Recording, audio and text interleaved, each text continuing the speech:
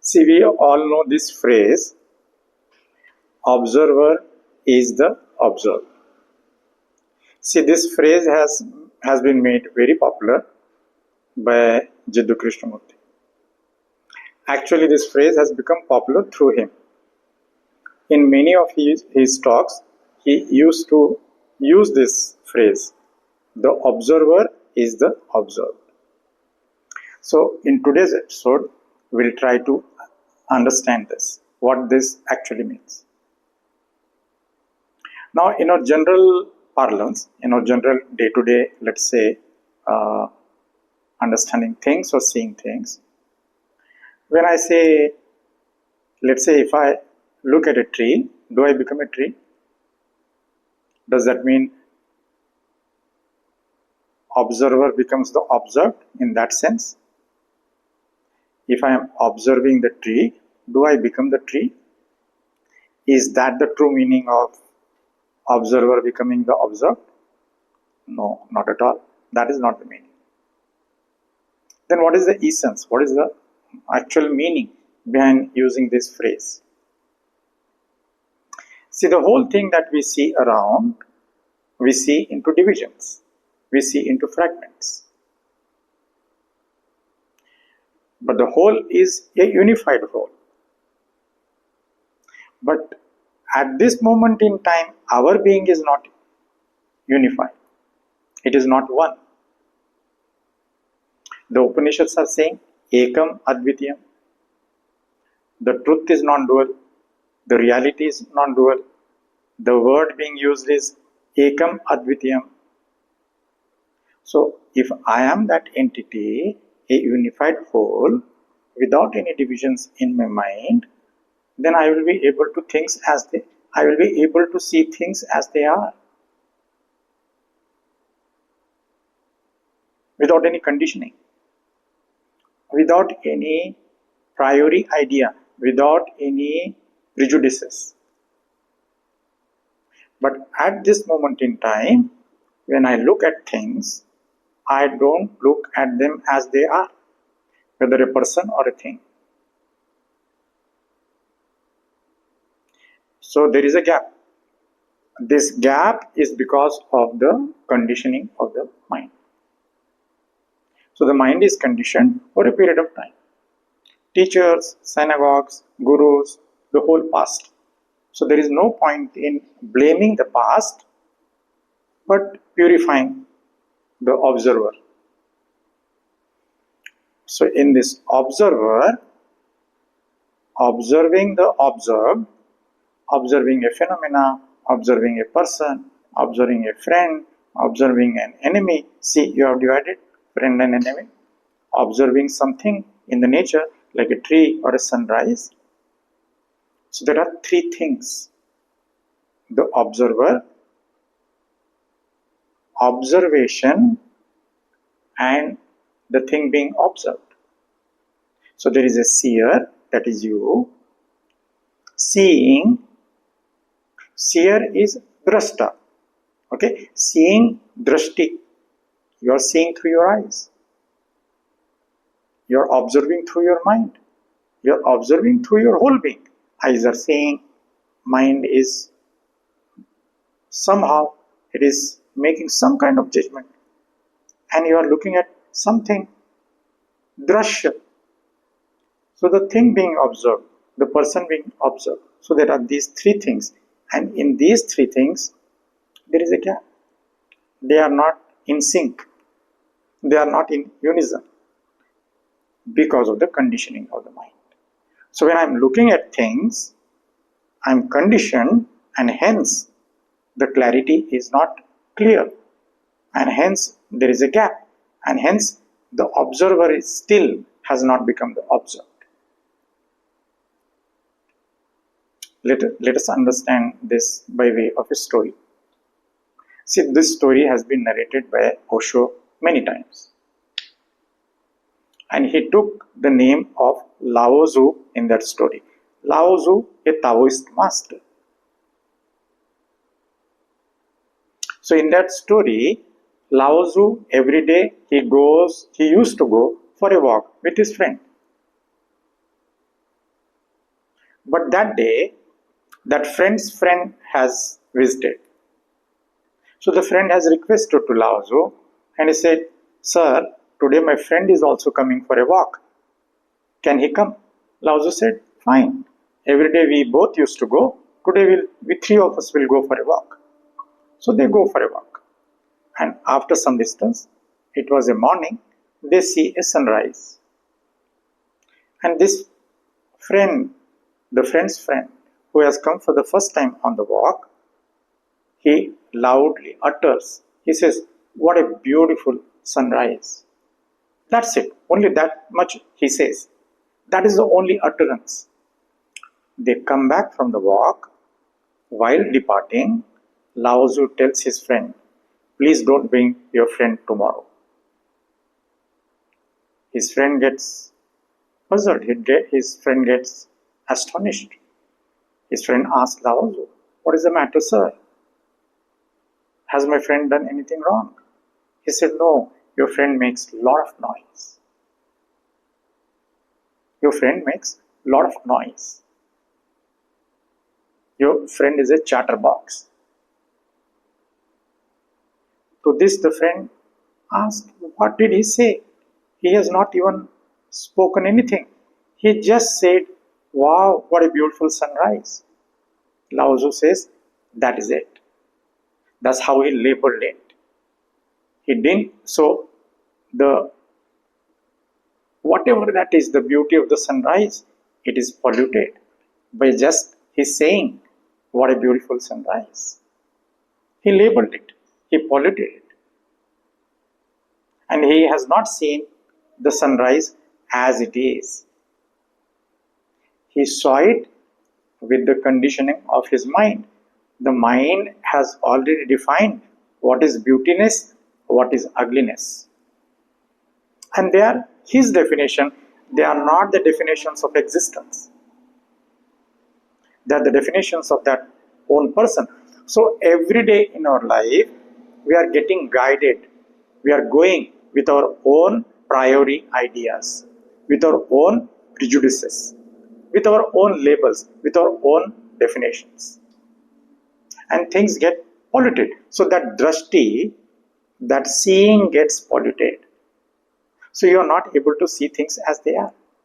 So where is the question of observer becoming the observed? Between the observer and the observed, there is a gap.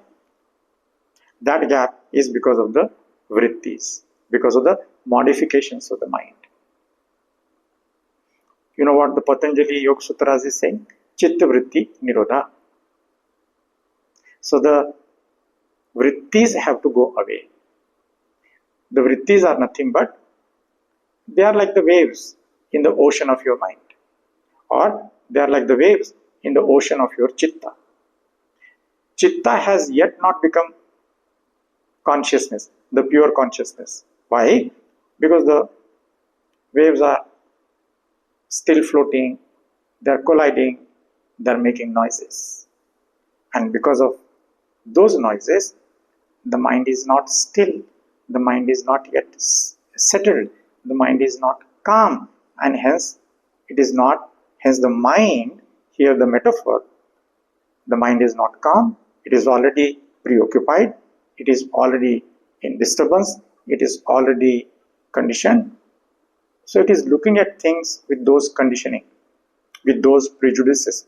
So it is not able to see things as they are. There is no clarity.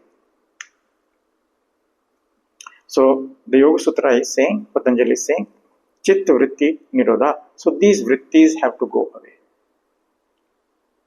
So there is another word called nivritti. Nivritti means one which is devoid of these vrittis. And there is another verse in the same Patanjali Yoga Sutras. After this verse, Chitta vritti nirodha, it says, Tada drashtu swarupe avasthanam. What does that mean? It means the drashtu, the seer, the sakshi, the witnessing self, the observer abides or rest in its own true nature. Tada drashtu swarupe avasthanam. In that state of calmness, when the mind becomes silent, when the waves are settled, when these vrittis go away, when they are vanished, when the self is no more a ego-centered self, what happens in that state?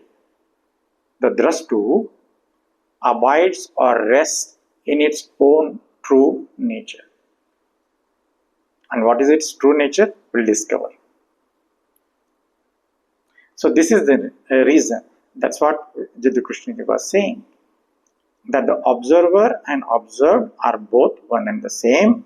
But now, at this moment in time, there is a gap. There is, that clarity is not there. Because the mind is still not stilled. The mind is like a monkey. The mind is jumping from this branch to that branch. The mind is jumping from this tree to that tree. The mind is jumping from this fruit of desire to that fruit of desire. So it is continuously jumping. It is a metaphor for this mind. So the mind is like a monkey mind at this moment in time when the mind is conditioned. When the mind has got its own modifications, when the mind has got its own vrittis. So these have to go away. And then the next verse, what it is saying? Tada drashtu swarupe avasthanam. In that state, in a calm and silent state of your mind, the drashtu abides or rests in its own true nature. Then in that state, the observer can become the observed. In that state, the observer becomes the observed. Then there is no distance between the two. So this observation plays a crucial role. This observation plays a critical role. This observation is a methodology. It is a tool. It is a method.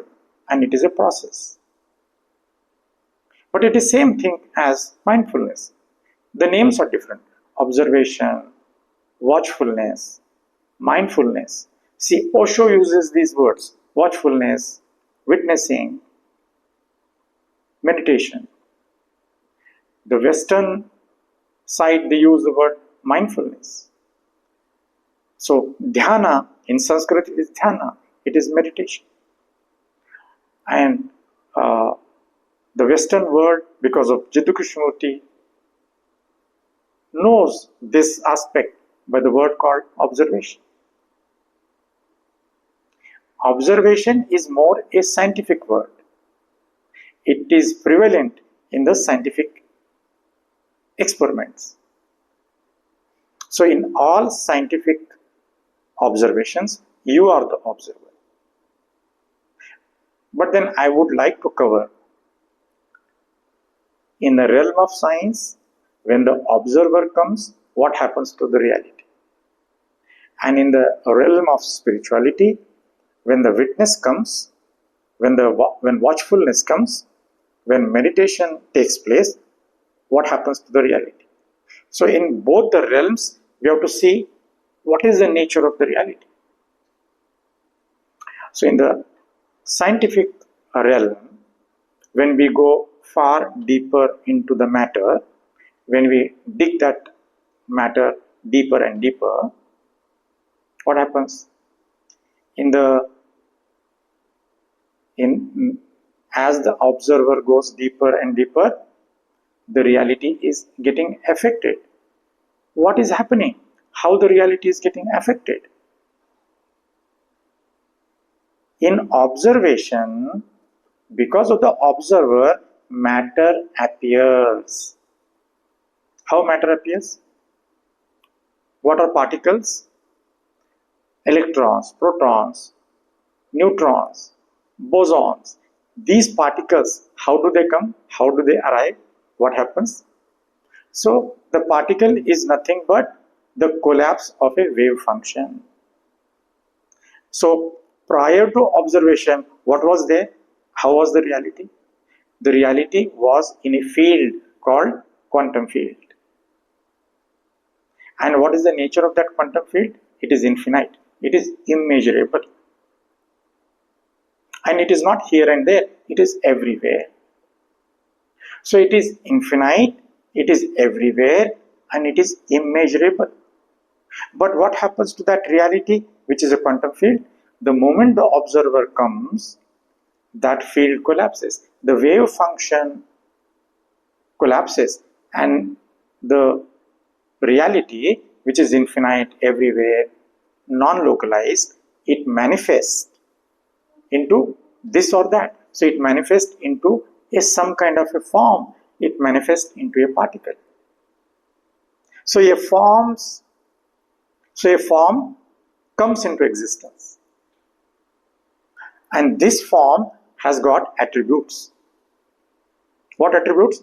So the particle can have mass, it can have charge, it can have a spin, up spin or down spin. So these are the attributes of that particle. But what are the attributes of the quantum field? None. No attributes. It is nirguna. It is without any attributes. It is infinite. It is everywhere. It is formless. It is immeasurable. And it is without any attributes. But the moment the observer comes in, what happens? It manifests into a form. So the nirakar becomes a akar.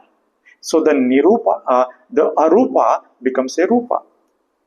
And then this rupa gets gunas. What gunas? These attributes of the particle. It has a mass, it can have a mass, it can have a charge, it can have a spin, up spin or down spin. So what happened? So I will not go far deeper into this. What happens then? So in the scientific realm, matter appears. Okay? From the reality which is undivided, from the reality which is infinite, from the reality which cannot be measured. The moment the measurer comes, the moment the observer comes, the reality collapses.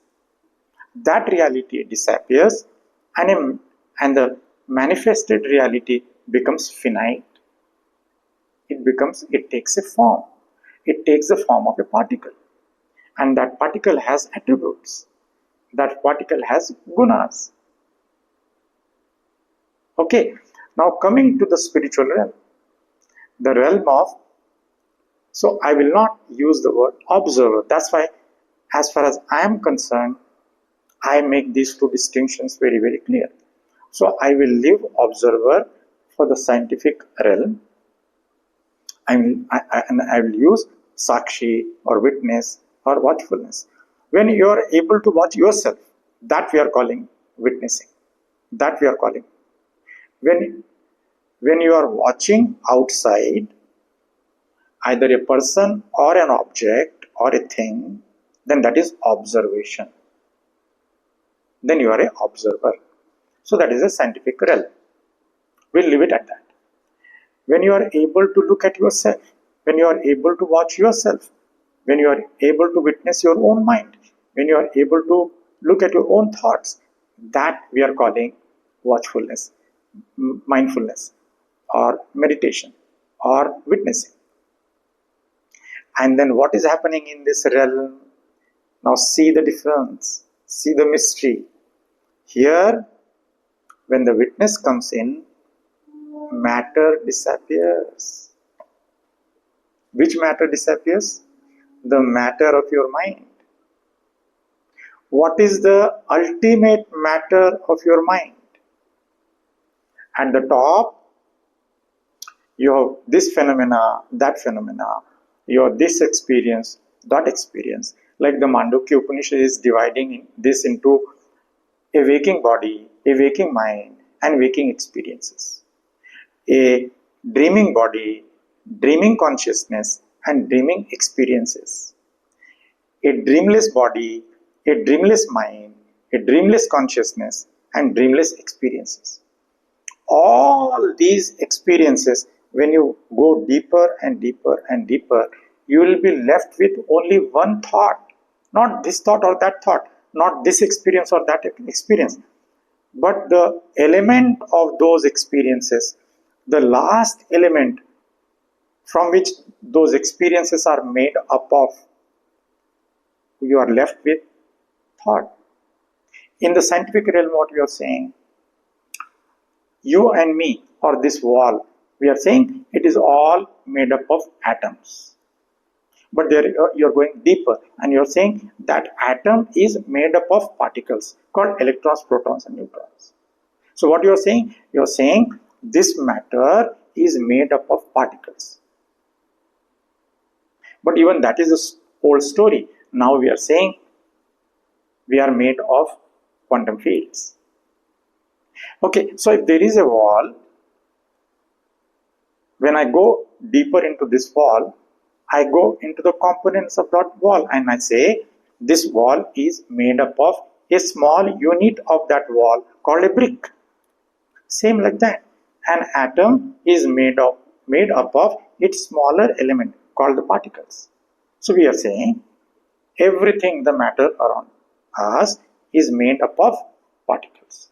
But when it comes to, let's say, the psychological or spiritual realm, when it comes to your mind and thoughts, what we are then ultimately saying, it is made up of thoughts. Not this thought and that thought, just like particle, just like that brick. It is made up of an elementary thing of that mind, the matter of the mind called the thought. And what is happening when the witness comes? This thought disappears. Chitta vritti nirodha. In observation, in witnessing, over a period of time, mind becomes calm. Why? Because the mind, all thoughts are nirodha, they vanish away, they disappear. Cessation of thoughts, chitta vritti nirodha, thoughts cease to exist, mind becomes silent. The mind becomes no mind. The mind becomes calmer, silent, because the waves are stilled. The waves are no more colliding. There are no more thoughts. So where is the question of collision? Where is the question of noise? All chattery disappear. The monkey mind disappear. And just as a metaphor, we are using a monk mind. Monk mind, just a metaphor. What mistake we are making is some person, we are identifying a particular person. He is wearing a particular kind of robes, the robes of a monk, and we are calling that person as a monk. That is not monk. Monk is only a metaphor for this silent state of your mind. In contrast, vis-a-vis to that monkey mind, it is jumping from this desire, from this branch to that branch, this tree to that tree, from this fruit of desire to that fruit of desire. So just to distinguish that monkey mind, we are calling him monk mind. Monk mind is a metaphor for the one who has discovered his own soul. The one who has discovered his own silence. And even in Buddhism, Buddha is saying,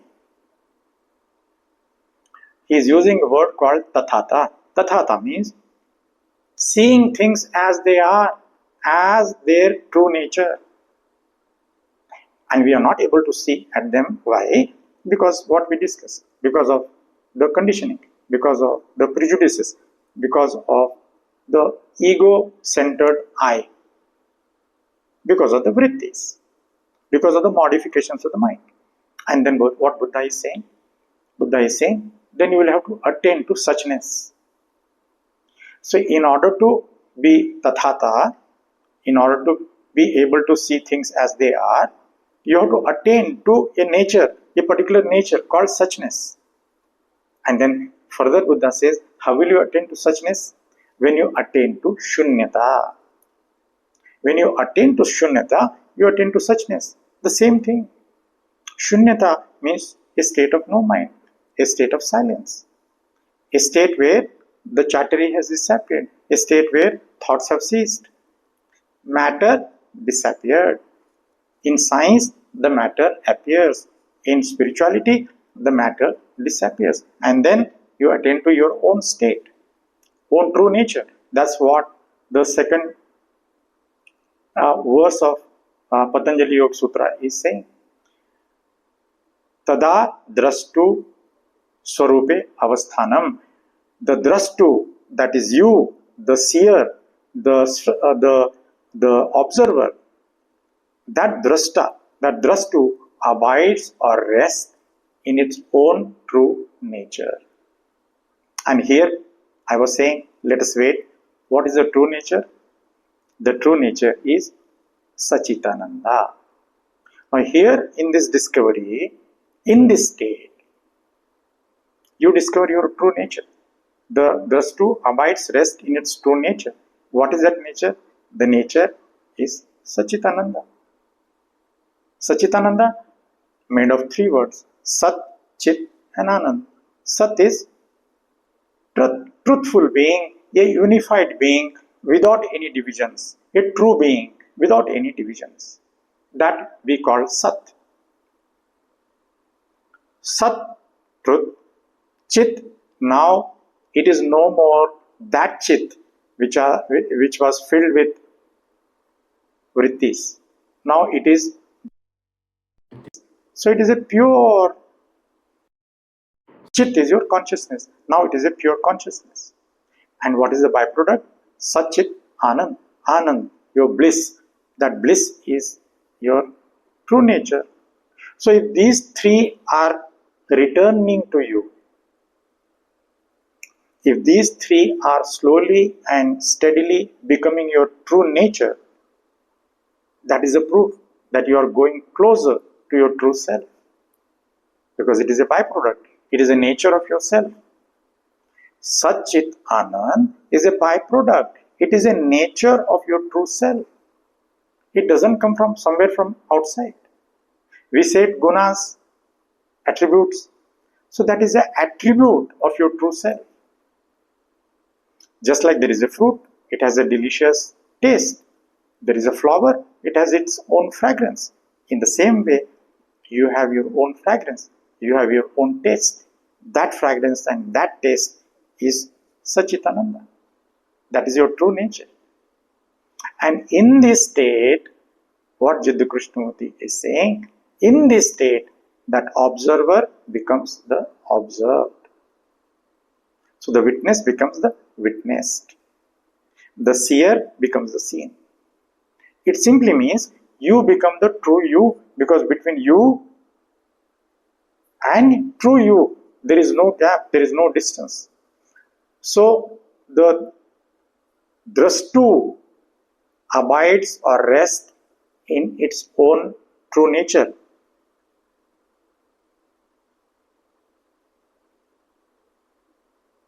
Okay? So in this state, you discover your true self, and in this state, that observer becomes the observed. So it is in this sense Jiddu Krishnamurti used this phrase, observer becoming the observed. So that is it for today. That is what I want to discuss in today's video. How the observer can become the observed. Because they two are not two different things. Because the duality has disappeared. That's what the Upanishads are saying. What name the Upanishads are giving to that truth, that reality? They are saying Ekam Advitium. The duality has disappeared. It has become that non-dual thing. You are no more divided. Now the last thing, in the earlier thing, I was a being, so I had this body, I have hands and legs, so I was doing actions. So body was doing, and I have a mind was thinking, and I have a heart, I had feelings. Have these gone? No, they have not gone. But what is the difference? They were there earlier also. Now they are there now also, but the qualitative difference is infinite. Earlier the mind was a monkey. So the doing was that of a monkey, the being was that of a monkey, the thinking was that of a monkey, the feeling was that of a monkey. So it was an egocentric being. So the actions were that of an egocentric being. The thinking was that of an egocentric being. The feeling was that of an egocentric being. Now, vis-a-vis, it has now become a soulful being. Everything changes. The being changes, the doing changes, action changes, thinking changes, feeling changes. How can it be the same? Because now you are a Sachitananda being. Now you are a Sachitananda. The being has transformed. Now you are with infinite peace and infinite bliss. So the actions that emanate from you will be totally different. You are not the same person again. So this is the change.